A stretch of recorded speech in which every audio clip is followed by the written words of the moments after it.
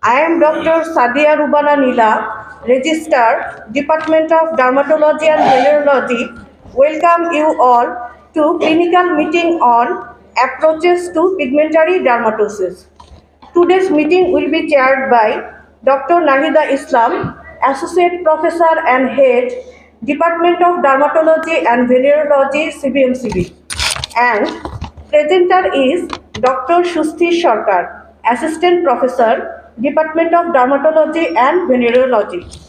Now, I request today's chairperson to come on the dais and conduct rest of this session. Thank you.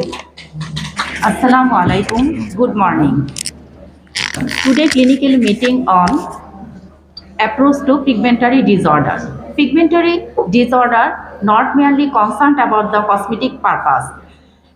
It may reflect the systemic and deepest dermatological disorder. A small change of skin color sometimes may reflect a visible sign of autoimmune, metabolic, or systemic disease.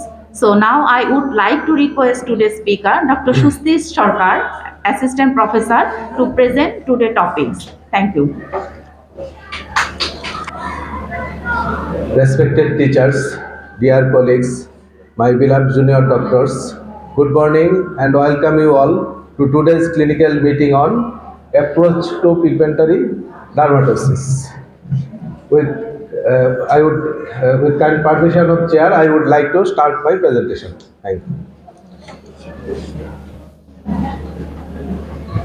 you. Introduction. Pigmentary dermatosis are any condition of the skin characterized by abnormality in melanin production, distribution or melanocyte function, resulting in hyperpigmentation, hypopigmentation or depigmentation of the skin, hair or mucosa. It is very common reason for dermatology consultation, increasing prevalence, alter quality of life in affected individual, need strong therapeutic demand.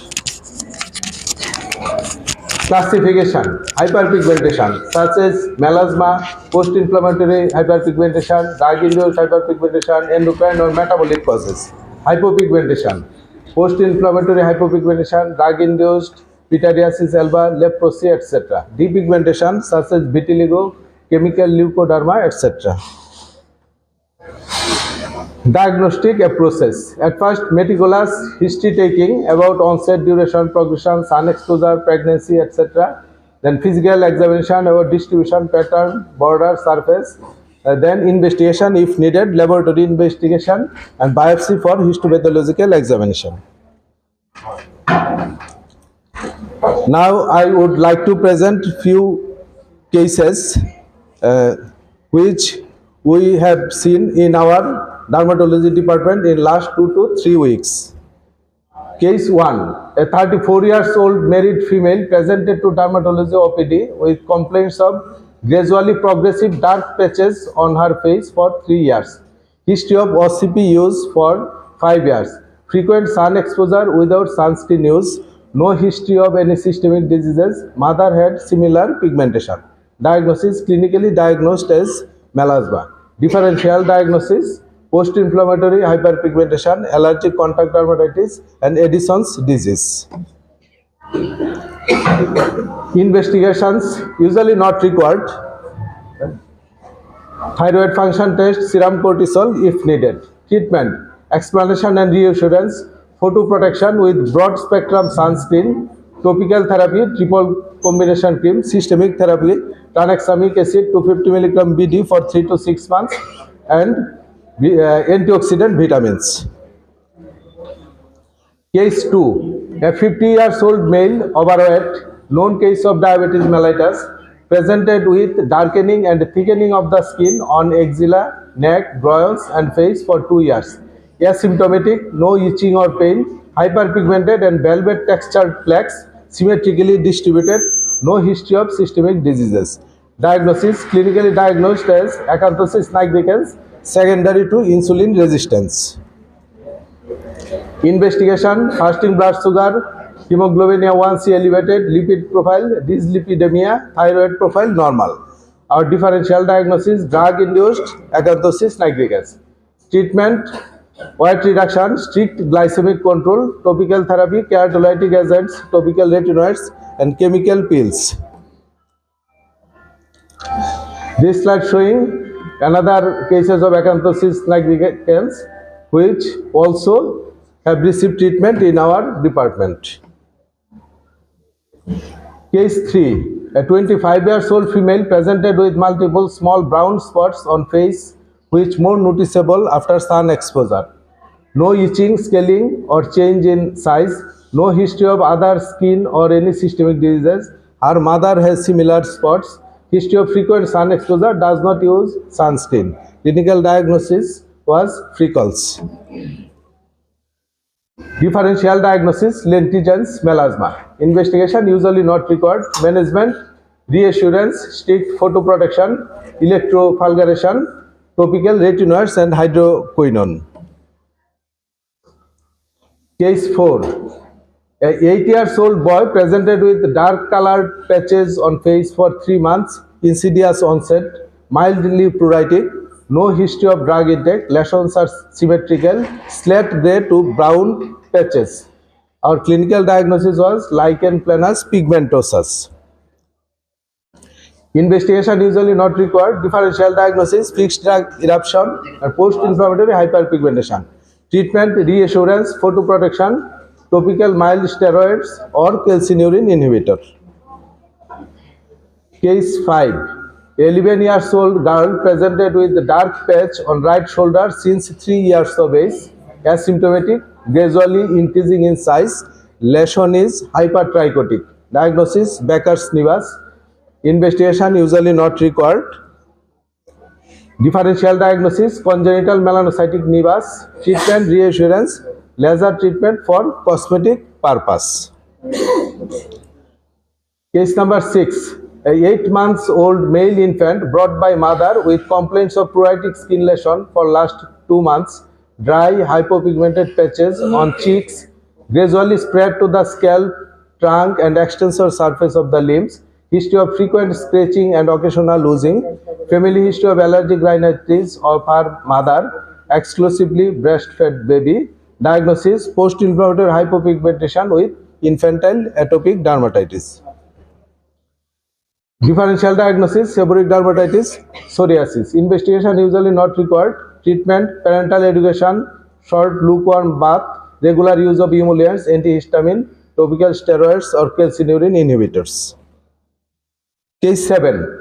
A 24-year-old male presented with hypopigmented patches on trunk, arms and forearms for 3 months. Lesions started as small macules and gradually increased in size. Mild itching present. No family history of similar disease. No history of drug intake. Multiple ill-defined hypopigmented coalescing patches. Fine brainy scale. Our clinical diagnosis was pityriasis versicolor. Differential diagnosis, vitiligo, pityriasis alba, post-inflammatory hypopigmentation. Treatment, selenium sulfate or ketoconazole shampoo during bath, topical ketoconazole cream, 6 to 8 weeks, oral itraconazole 200 mg twice daily for 2 weeks. Case number 8. A 25-year-old female presented with a white patch on back of the neck for 6 months. Lesion started as small depigmented macules, gradually increased in size, asymptomatic, no history of trauma or chemical exposure, no family history of similar disease, no history of thyroid disease, diabetes mellitus, surface is smooth, non-scaly, sensation was intact. Our clinical diagnosis was localized vitiligo. Differential diagnosis, albinism, post-inflammatory hypopigmentation, chemical leukoderma. Treatment, reassurance, topical tacrolimus 0.1% twice daily. This picture 8 weeks after treatment. There is repigmentation occurs. Case 9. A 30-year-old male presented with hypopigmented patch on lateral aspect of left elbow for 1 month. History of intralesional steroid injection for tennis elbow 2 months back. 1 month after injection, he noticed gradually increasing hypopigmentation at injection site. Asymptomatic, no itching, no scaling. Diagnosis, post-inflammatory hypopigmentation following intralesional steroid injection. Differential diagnosis, vitiligo, post-inflammatory hypopigmentation, treatment, reassurance, topical tacrolimus if needed for 4 to 6 weeks. Case 10. A 15 years old child presented with a linear band-like hypopigmented patch on lateral aspect of leg for 2 months. Lesions started as small flat-top papules, gradually spread in linear pattern. Mild itching was present initially. History of topical steroid for last 1 month. Diagnosis: post-inflammatory hypopigmentation following lichen striatus. Investigation usually not required.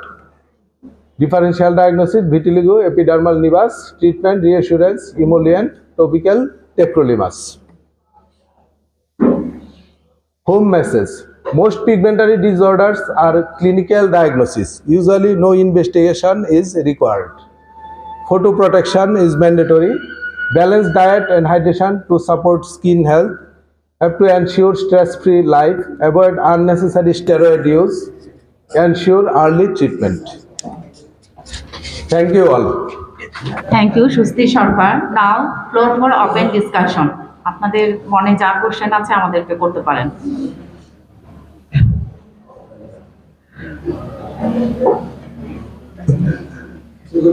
G sir. Thank you very much, Susti. So, Susti, আমাদের অনেক স্বস্তি দিচ্ছে, হ্যাঁ? Case, very nice case, very interesting case. The case আমরা প্রায়শ পাই, আমরা তখন skin specialist হিসেবে পাই, হ্যাঁ? তুমি যখন প্রথম যে কেসটা তুমি করলা, এটা কি একটা ডিপার্টমেন্টাল ডায়াগনস্টিক এডিশন সার্ভিস। জি স্যার। আমরা তো জানি যে এডিশন যে এটা ট্রায়াস। এটা ট্রায়াস আরেকবার একটু দেখা যাবে।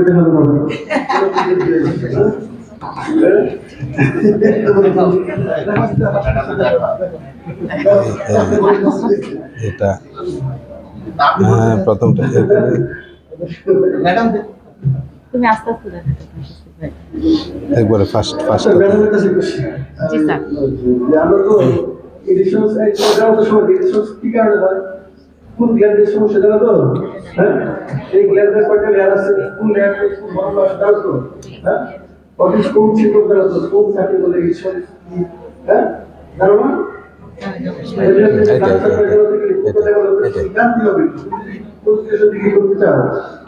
অবশ্যই জানা লাগবে কোন ধরনের গ্ল্যান্ড, এগুলো আসছে থেকে আসছে, কি আছে, কোন লেয়ার থেকে কি আছে। এডিশন আমরা জানি যে তার কি জেনারেলাইজ পিগমেন্টেশন থাকে, তাই না? জি স্যার। আপনি নাম্বার কি থাকে তাদের পোস্টার হাইপারটেনশন থাকে। জি স্যার, হাইপারটেনশন জি স্যার। উইকনেস থাকে দেখলে মনে হয় কি এটা তো বেশ দাদা শুরু। জি স্যার। কি করো না? জি স্যার। আচ্ছা জেনারেলাইজ পিগমেন্টেশন না। জি স্যার। কেন হচ্ছে এডিশন রাখছে এটা একটা কোশ্চেন, বুঝছো? কেন তো এডিশন দিই না। জি স্যার। আর দুই নাম্বার কোশ্চেন যে আমরা একটা পাশে কার্পোসিস ডাইগ্লিকেন্স এটা প্রায়শ অনেক কি করে মোটা মানুষ কালো ঘাড় কালো হয়ে গেছে, ওই একদিন একবার কালো হয়ে গেছে, কি যাইতেছে মানুষ যত ডায়াগনোসিস করে টেস্ট পেশে দরকার নেই, দেখলে আমরা বুঝে একান্ত আছে এইটুকুই একান্ত থাকে গেছে। তোমার তার কি হরমোন অ্যাসেস করার কোনো প্রয়োজন ছিল না, তার ইনসুলিন লেভেল কত আছে বা সি ফ্যাক্টর দেখানো স্যার কোনটা স্যার? একান্তোসিস 2 নাম্বার কেসে স্যার। এটা আগে বলো স্যার এইটাতে স্যার ওই যে এডিসন ডিজিজ ডায়াগনোসিসটা না থাকলে ভালো হতো স্যার, কারণ এডিসন ডিজিজের যে আদার ফিচারগুলা এগুলা এখানে নাই স্যার। হ্যাঁ, জেনারেলাইজড পিগমেন্টেশন নাই, ওয়েট লস নাই, হাইপোটেনশন নাই, নোশিয়া, ভমিটিং, ডায়রিয়া এগুলো নাই। এটা এখানে স্যার না থাকলে অনেক ভালো হতো সময় বলে যে সান এরিয়াগুলোতে মানে প্রথমে মাইল্ড পিগমেন্টেশন নিয়ে অ্যাপিয়ার করে, একদম প্রথমে যে জেনারেলাইজ পিগমেন্টেশন হবে তা না। সেজন্য আর্লি যে চেঞ্জটার জন্য আমরা ডিডি আনতে পারি। আর আরেকটা প্রশ্ন মনে স্যার আপনি করতে চাইছেন ট্রায়াড, যেটা এডিসন ডিজিজের ট্রায়াডের মধ্যে স্যার হাইপোপিটুইটারিজম থাকবে, এডিসন ডিজিজ থাকবে, কিউটেনিয়াস মিউকোকিউটেনিয়াসিস থাকবে, ক্যান্ডিডিয়া, এই তিনটা দিয়ে ট্রায়াড হয়। আর একান্তোসিস স্যার ওই ডায়াবেটিক্স এগুলো দেখানো হয়েছে এবং এলিভেটেড ছিল এবং তার ডিসলিপিডিমিয়া ছিল। ইনসুলিন কোর্সে ইনসুলিন লেভেল দেখছিলাম। জি স্যার। ফাস্টিং জি স্যার। ফাস্টিং বেশি ছিল, ফাস্টিংটা আমরা দেখছিলাম। ইনসুলিন লেভেল দেখছিলাম। না না ডায়াবেটিক্স না HbA1c দেওয়া হয়েছে। না ওইটা দেখি, ওইটা আলাদা করে দেখা ওইটা দেখি। ইনসুলিন রেজিস্ট আমরা স্যার পরে এন্ডোক্রাইনোলজিস্টের কাছে রেফার করছি। এখানে তো স্যার আমরা মেডিসিন আমিনুল স্যার এখানে রেফার করি, পেশেন্টকে আমরা রেফার করছি, কিন্তু আমরা এগুলো দেখছি স্যার। আমার কি অনেক সময় রোগীদের মধ্যে কি একটা ধারণা কি যে রোগী শরীরে কি মনে করে, ওদের মধ্যে একটা ধারণা কি আমি ইন্ডিয়া গেলে কি হবে, আমি বাংলাদেশে যাই মানে আমার কি আমার অদূষণ ব্যক্তি আমার বলে যে আমি একটু ইন্ডিয়াতে যাই, আমার কি ইচ্ছা মানে তারপর ঠিক আছে আমার দিল্লি সেমিনার আছে দিতে হবে, আমার সাথে কথা হয়েছে এখানে গিয়ে তো তোমার স্কিনে দেখো স্পেশালিস্ট দেখি তার কি করছে ইনসুলিন অ্যাডভাইস টেস্ট করার জন্য ইনসুলিন টেস্ট করা সিরাম ইনসুলিন লেভেল জন্য সি ফ্যাক্টর জন্য এটা প্রবলেম না জি স্যার। এটা টেস্ট করার জন্য এই প্রবলেম করার পরে দেখছি নরমাল এই তো দেখলে বুঝা যায়। জি sir.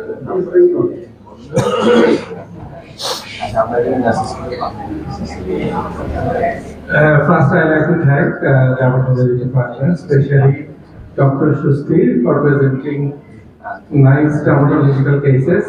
My question about the melasma, about the patient with melasma, what is the reason behind it? Only the sun burn or sun radiation, or any endocrine defect, or any other genetic factor responsible for melasma, and what are the treatment options? Sir, actually it is unknown etiology. So, there are some predisposing factors, excessive sun exposure, hormonal factors, genetic factors, but actually it is unknown. Some predisposing factor. Treatment, there are multiple treatment options, topical and systemic. At present, systemic treatment, tranexamic acid, very good option for 3 to 6 months. এটা sir আমরা খুবই ভালো result পাচ্ছি tranexamic acid দিয়ে, পাশাপাশি antioxidant. Tranexamic acid sir এটা plasmin পাথওয়েতে কাজ করে, এটা এরা কিডোনিক অ্যাসিড, প্রোস্টাগ্ল্যান্ডিন এগুলো সিনথেসিস কমায় দেয়। এখানে দেখা স্যার ইনডাইরেক্টলি ওইটা টাইরোসিনেস এনজাইমকে সে ইনহিবিট করে, টাইরোসিনেস এনজাইমকে ইনহিবিট করে, মেলানিনকে মেলানোজেনেসিসকে ইনহিবিট করে আর কি। এটা আমরা 3 to 6 months আমরা সাধারণত দিতে পারি, যদি কোনো কন্ট্রাইন্ডিকেশন না থাকে। হ্যাঁ, কন্ট্রাইন্ডিকেশন না থাকলে দিতে পারি আর কি স্যার। এটা ফিমেলে কমন বেশি হয় বহুত কমন ফিমেলে স্যার এটা তো হরমোনাল ফ্যাক্টরের মধ্যে স্যার ইস্ট্রোজেন প্রজেস্টেরন একটা মেইন। ফিমেলে যেহেতু ইস্ট্রোজেন প্রজেস্টেরন হরমোন বেশি থাকে, এই জন্য ফিমেলের টেন্ডেন্সিটা বেশি স্যার। আচ্ছা তুমি প্রত্যেকটা দিকে নিশ্চয় যে আমরা রিয়েকশন করব, বুঝছো? জি স্যার। কি বলে তাকে রিয়েকশন করব, এটা কি বলবো শুনতে করবো স্যার, যে এটা নিয়ে এত অডিট হওয়ার কিছু নাই, এটা ভালো হয়ে যাবে, একটু সময় লাগবে, দীর্ঘ সময় লাগবে, ধৈর্য সহকারে আপনার ওই সময় পর্যন্ত চিকিৎসা করতে হবে। এটা অডিট হওয়ার কিছু নাই, একটু লম্বা সময় চিকিৎসা করতে হবে, চিকিৎসাটা কন্টিনিউ করতে হবে। আপনি 1 মাস 2 মাস চিকিৎসা করে বাদ দিয়ে দিলে হবে না, এটা লম্বা সময় 6 মাস 1 বছর 2 বছর, এরপরেও এটা মেনটেনেন্স করতে হবে। যদি মেনটেনেন্স করেন এটা পরে রিকারেন্স হবে না, কিন্তু আপনি 1 মাস 2 মাস পরে যদি এটা ধৈর্য হারায় ফেলেন আর ট্রিটমেন্ট না করেন, তাহলে তো এটা আবার হবে। সুতরাং এখানে এটা আপনার ধৈর্যশীল হইতে হবে, ট্রিটমেন্ট কন্টিনিউ করতে হবে, মেনটেনেন্স করতে হবে, তাহলে আপনার এটা হবে না। এগুলো আমাদের বলে দিতে হবে। কদিন পর তোমাকে দেখাইতেছি কি বলবো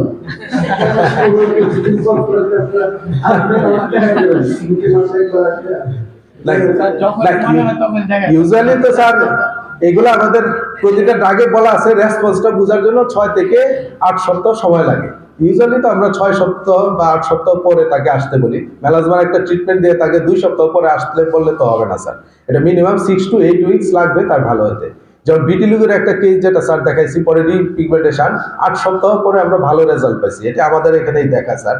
হ্যাঁ, একবারে মানে প্রায় মোর দেন 60% রিপিগমেন্টেশন হয়ে গেছে within 8 weeks. Minimum 6 to 8 weeks পরে স্যার ফলো হবে আসতে বলবো, এটা 2 সপ্তাহ পরে আসতে বললে তো লাভ নাই। আবার সব ডিজিজের ক্ষেত্রে তো স্যার তা না, কোনো ডিজিজ আমরা 1 সপ্তাহ পরে আসতে বলবো। আমার কোশ্চেন একটা ভিটিলিগোটা অনেক ট্রিটমেন্ট করার পরে কন্টিনিউয়াসলি এটা প্রোগ্রেসিং থাকে, তখন কি এটাকে আমরা অ্যালবিনিজম হিসেবে কনসিডার করব? না না, অ্যালবিনিজম তো genetic disorder, autosomal recessive disorder, ওটা অ্যালবিনিজম হিসাবে স্যার কনসিডার করার কোনো সুযোগ নাই স্যার। হ্যাঁ, আর ভিটিলিগো এখন তো স্যার দেখা যায় মেডিকেল ট্রিটমেন্টে আপ টু 20 to 30% এটা ভালো হয়ে যায়, আর 70% অনেক সময় ট্রিটমেন্ট রেজিস্ট্যান্স ভালো হয় না। সেটাতে আদার অনেক অপশন আছে, সার্জিক্যাল বিভিন্ন মডালিটিস আছে। হ্যাঁ, Thank you, Shusti, Department of Dermatology, for picking up nice cases and common cases. সেটা হলো মেলাজমা নিয়ে।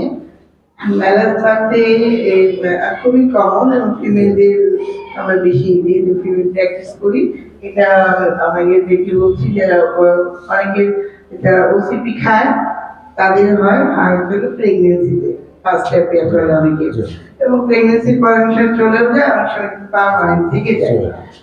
তো আমি যেটা জানতে চাচ্ছি যে আমরা যে ট্রিপল কম্বিনেশন গুলা দিই, এগুলো তো সবসময় রাতে দেওয়া হয়। রাতে দেওয়া হয় কারণ দিনের এটা সানগ্লাস। জি ম্যাডাম, ফটো সেন্সিটিভ যেহেতু ড্রাগগুলা। আর যে ট্রানিক্সিমিক অ্যাসিডটা, এটা ডোজ কেমন, কিভাবে কাজ করে, হাউ লং, এটা আমি আবারও রিপিট শুনতে চাচ্ছি। ট্রানেক্সামিক অ্যাসিড ম্যাডাম, এটা 250 milligram BD for 3 to 6 months দেওয়া যায়, যদি কোনো কন্ট্রাইন্ডিকেশন না থাকে, হার্টের প্রবলেম, লাংসের প্রবলেম না থাকে, তার কোনো ব্লিডিং ডিসঅর্ডার না থাকে, তাহলে আমরা 3 থেকে 6 মাস দিতে পারি। হ্যাঁ, আর এটা মূলত কাজ করে ম্যাডাম ওইটা প্লাজমিন পাথওয়ে, যেটা প্লাজমিন পাথওয়েটাকে এটা ব্লক করে দেয়। তাহলে ইনডাইরেক্টলি দেখা যায় আলটিমেটলি সে মেলানিন সিনথেসিসটাকে, টাইরোসিনাস হরমোনটাকে ইনহিবিট করে, টাইরোসিনাস হরমোনটাকে ইনহিবিট করে, আলটিমেটলি মেলানিন সিনথেসিসটাকে সে কমায় দেয়। প্লাজমিন পাথওয়ের মাধ্যমে এটা কাজ করে আর কি। এটা কিন্তু estrogen responsible, not progesterone. Progesterone কিন্তু করে না ম্যাডাম, এটা কিন্তু ইস্ট্রোজেন প্রজেস্টেরন দুইটাই কাজ করে। প্রজেস্টেরন হলো ইস্ট্রোজেনকে স্টিমুলেশন করবে, পরে সে মেলানোসাইটকে অ্যাফেক্ট করবে, পরে ওখান থেকে মেলানিনটা সিনথেসিস হবে, যার ফলে ওসিপি ক্ষেত্রে এটা মানে আমরা অ্যাভয়েড করতে পারি। কারণ প্রেগন্যান্সিতে দুইটাই বাড়ে। না, প্রেগনেন্সিতে দিতে পারে, কিন্তু যারা অনলি প্রোজেস্টেরন অনলি পিল, অথবা যাদেরকে আমরা অনেক লম্বা সময় শুধু প্রোজেস্টেরন দিয়ে চিকিৎসা করি এওবিতে, ওগুলাতে কিন্তু হয় না। আমরা দেখি যে ওগুলাতে কিন্তু ইনডাইরেক্টলি সে যে স্টুডেন্টকে স্টিমুলেশন করে, তখন অনেক সময় অনেকের ক্ষেত্রে না না, আমরা ক্লিনিক্যালি কিন্তু কখনো একটা প্রোজেস্টেরন হরমোন, প্রোজেস্টেরন আমরাই বেশি দেই, স্ট্রোজেন দিলে না, প্রোজেস্টেরনের জন্য হয় না।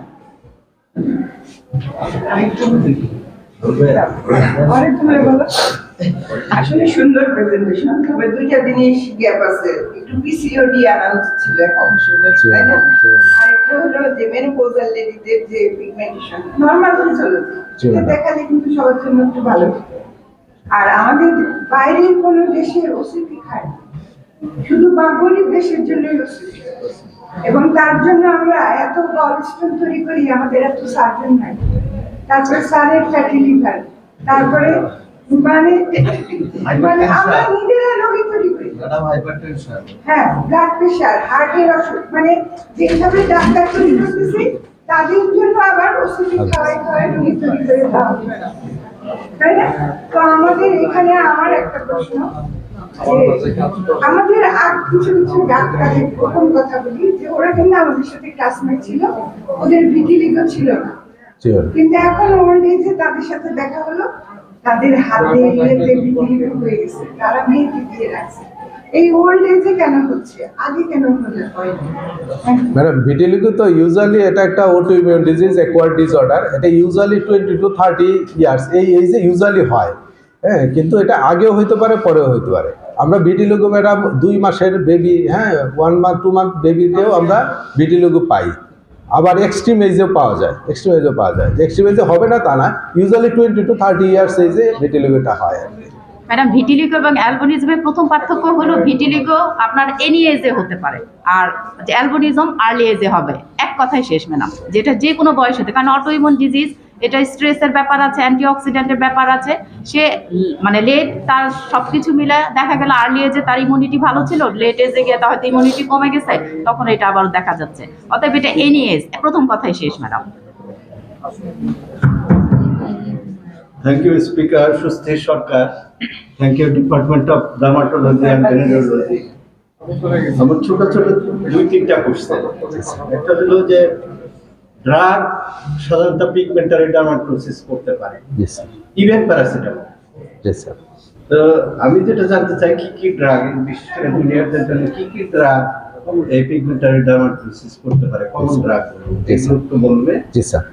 সেকেন্ড হলো যে আমি দেখছি যে ট্রাইবাল পিপলের মধ্যে এই মেলাজমা খুব বেশি হয়, Yes, sir. ইভেন মানে আমার অবজারভেশন, আমি প্রায় 4 ইয়ার্স প্র্যাকটিসে কাজ করছি, প্রাইভেট গ্রুপে দেখা যায় কত সুন্দরী মেয়েগুলো বিয়ে হয়েছে, একটা বাচ্চা হয়েছে, মেলাজবাদী আর মানে পুরা ভরে গেছে।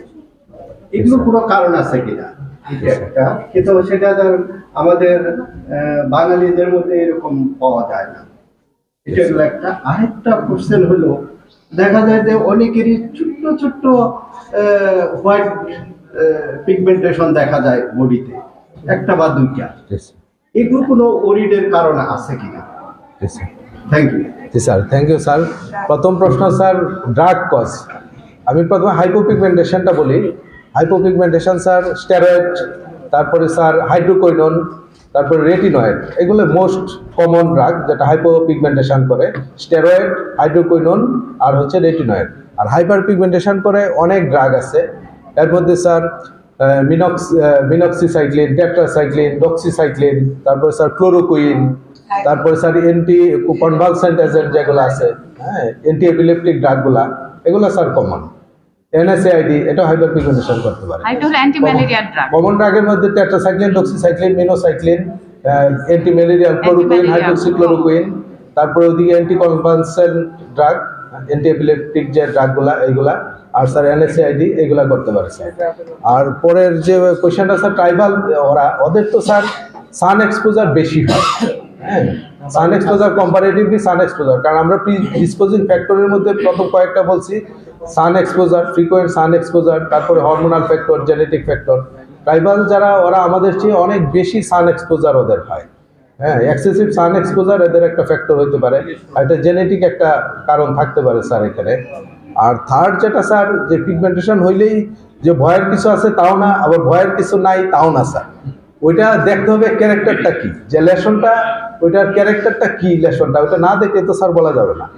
ওই ক্যারেক্টারটা যদি আমরা যেগুলা বলি এ বি সি, হ্যাঁ, অ্যাসিমেট্রি, বর্ডার, কালার, ডায়ামিটার, এইগুলোতে যদি কোনো অ্যাবনর্মালিটি না থাকে তাহলে তো ভয়ের কিছু নাই। যেমন কিছু হিমানজিওমা, চেরি হিমানজিওমা বলি, আফটার 30 or 35 ইয়ার সবার শরীরেই, আমার ধারণা এখানে ম্যাক্সিমামের এই শরীরে লাল লাল কিছু স্পট আছে, চেরি হিমানজিওমা, দেখতে খুব সুন্দর সুন্দর, এটা সবারই থাকে স্যার একটা দুইটা, কিন্তু ভয়ের কিছু নাই। তাহলে দেখতে হবে যে লেশনটা কি, এটা ক্যারেক্টারিস্টিক্সটা কি। সুতরাং এটা না দেখে স্যার বোঝার উপায় নাই, ভয়ের হইতেও পারে আবার ভয়ের নাও হইতে পারে, তো বেশিরভাগ ক্ষেত্রে ভয়ের কোনো কারণ নাই স্যার। স্যারের আরেকটা আনসার ছিল হলো যে মাঝে মধ্যে বয়সে ছোট ছোট একটা হাইপোপিগমেন্টেড থাকে, এটা বলে ইডিওপ্যাথিক হাইপোমেলানোসিস, মানে ইডিওপ্যাথিক গার্টেড হাইপোমেলানোসিস। এটা ওল্ড এজে হয় ওই হরমোনাল চেঞ্জের জন্য। এটা কিন্তু ভিটিলিগো না স্যার। আমরা সাধারণত এগুলো যে উডস্ল্যাম কিছু এক্সামিনেশন আছে ওগুলা করে বোঝা যায়, যেমন ভিটিলিগোর ক্ষেত্রে কিন্তু চকি হোয়াইট থাকবে, ওই ক্ষেত্রে কিন্তু এই ধরনের কালারে চেঞ্জ থাকবে না। মেলাজমার ক্ষেত্রেও কিন্তু আমরা উডস্ল্যাম করি, যেটার মাধ্যমে হলো যদি ইপিডার্মাল হয় তাহলে মাইল্ড হবে, যদি ডার্মাল হয় তাহলে ডিপ পিগমেন্টেড হবে। এই উডস্ল্যাম হলো খুব সহজেই এক্সামিনেশন করা যায়, মানে ইনভেস্টিগেশন করার আগে স্যার।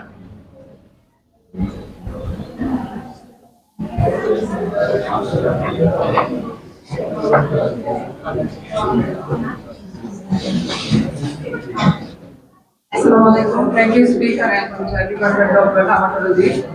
আমার কোশ্চেন হচ্ছে যে পায়ে বর্ধিত একটা ডিজিজ আছে মনে হয়, এখানে কিন্তু হোয়াইট স্পট ভিটিলিগো হয়, তো এটা কি কোনো ট্রিটমেন্ট আছে, এটা কি ভালো হয়? এটা পাইবালিজম ম্যাডাম, এটা তো অ্যালবিনিজম, অ্যালবিনিজমের একটা টাইপ, হ্যাঁ, এটা যেহেতু জেনেটিক ডিসঅর্ডার, এটা নো ট্রিটমেন্ট, এটা ভালো হওয়ার কোনো সুযোগ নাই। আর এটা সাধারণত খুব বেশি জেনারেলাইজড হয় তা না, এটা ফোর লক, মানে হলো টাফ, বেশি হয়, হ্যাঁ, কিন্তু টাফ অফ হেয়ার, মানে সামনের পোর্শনে হবে, ফোরহেডে হবে, অ্যাবডোমেনে হবে, এটা হলো, হ্যাঁ হ্যাঁ, কিন্তু মানে খুব বেশি হবে তা না, মানে স্ক্যাটার্ড হবে, কিন্তু হলো জেনারেলাইজড হবে না, ওটা জেনেটিক। এটা প্রিভেন্টিভ রোল আছে, এটা হলো যে আমরা আছে। যে ট্রিটমেন্টগুলো দিই আর কি। এটা তো ম্যাডাম যে ওকুলার অ্যাবনর্মালিটিগুলো বেশি হয়, এটা মানে আই স্পেশালিস্টের কাছে রেগুলার ফলো আপে যাবে, সানস্ক্রিন ব্যবহার করবে, সানস্ক্রিন খুব ম্যান্ডেটরি এইসব পেশেন্টের ক্ষেত্রে, সান এক্সপোজার কম করবে, হ্যাঁ, অপ্রয়োজনে সান এক্সপোজার হবে না, রেগুলার মানে আই কনসালটেশনে যাবে।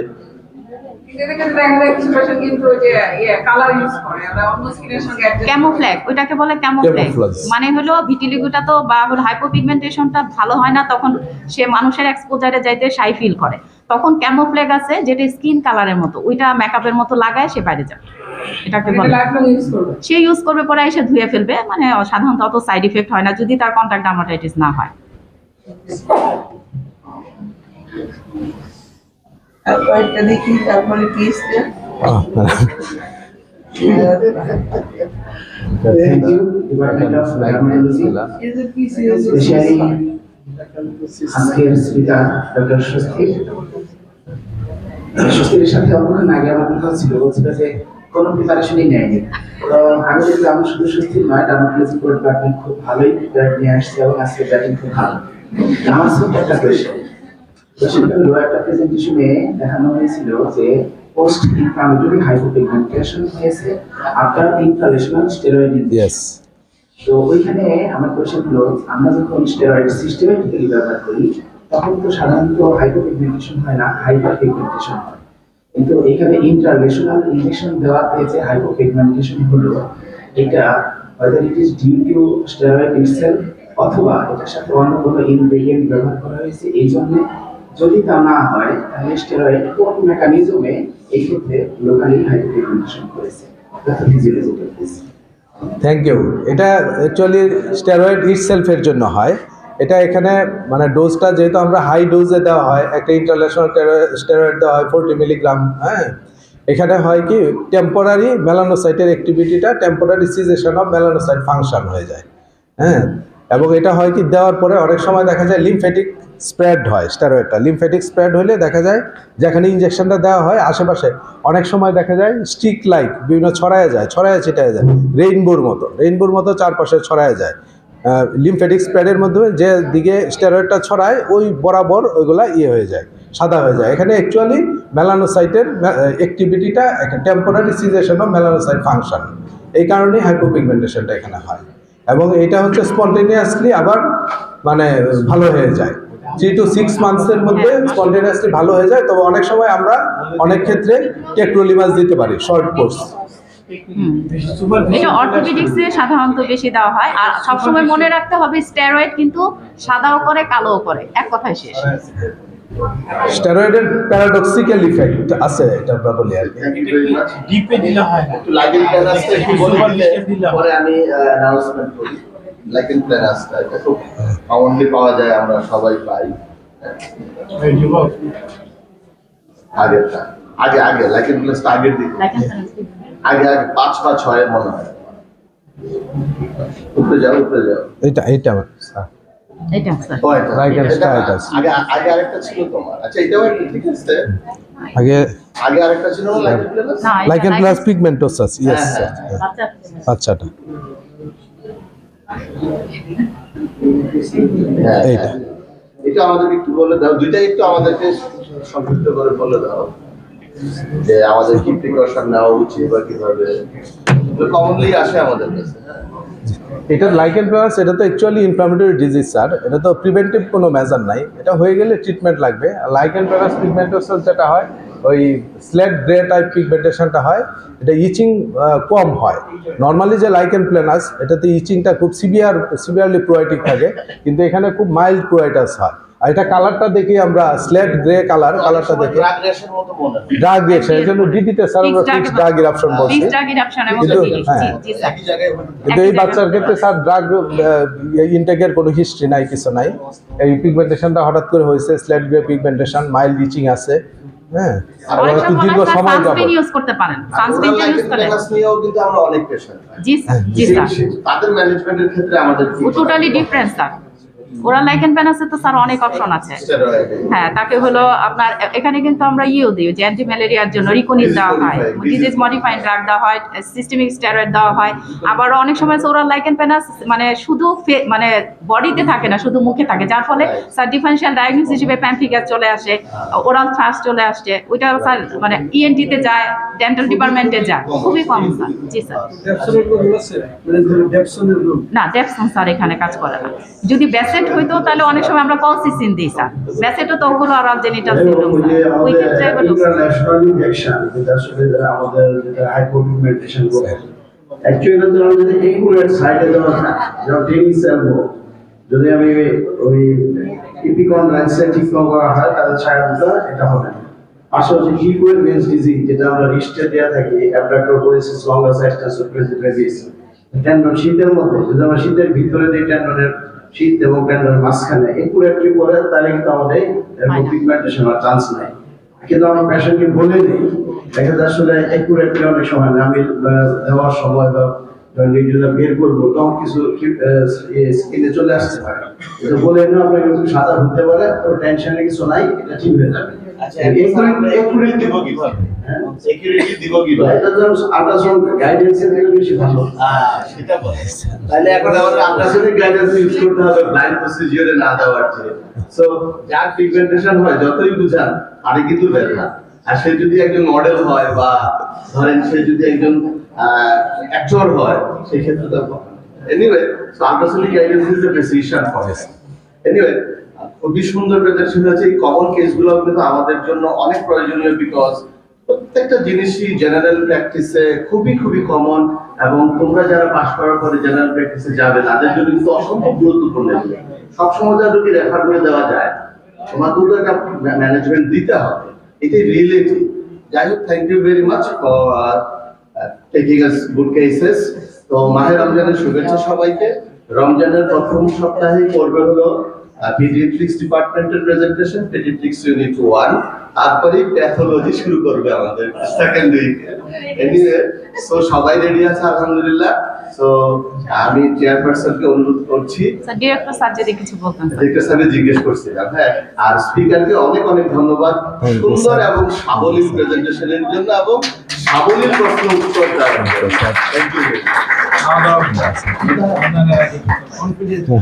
কনফিডেন্ট স্যার সাবলীল না, বারুদ উত্তর। আচ্ছা, নিতাইদা বলছিল যে আমাদের আসলে প্রিপারেশন ব্যাপার, আমরা আসলে পরপর অনেকগুলা কি বলবো মানে ইয়ের ভাষা, ইউনুসের ভাষায় বলতে হবে। উনি বলছে উৎসব মুখর পরিবেশ ছিল একটা, 2 নাম্বার আমাদের পহেলা ফাল্গুন ছিল, আরেকটা হলো আমাদের মানে বিশ্ব ভালোবাসা দিবস ছিল। যার ফলে আমরা এতগুলার মাঝে আমাদের প্রেজেন্টেশনটা আমরা একটু চিন্তা করতেছিলাম, আমরা আসলে অতটা প্রিপারেশন নেওয়ার সময় পাই নাই। আর যেখানে মূলত এটা সৌন্দর্যের বিষয়, রুগীদের আসলে তাড়াতাড়ি সুন্দর হতে চায়, সেজন্য ধৈর্য কম, সেজন্যই আমাদের তাকে ভালো করে রিঅ্যাসুরেন্স করতে হয়। সবাই ভালো থাকবেন, সবাইকে সুন্দর ফাগুন ভালোবাসা সব শুভেচ্ছা। Thank you.